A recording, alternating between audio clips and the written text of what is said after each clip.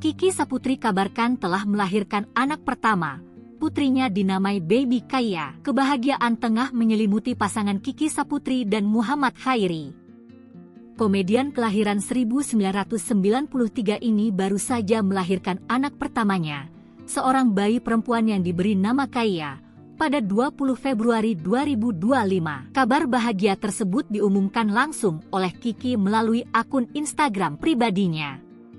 Ia mengungkapkan rasa syukur karena putrinya lahir dalam kondisi sehat dan sempurna. Postingan tersebut langsung dibanjiri ucapan selamat dari rekan artis dan warganet yang turut berbahagia atas kelahiran anak pertamanya. Sebelumnya, pada Maret 2024, Kiki Saputri sempat mengalami keguguran.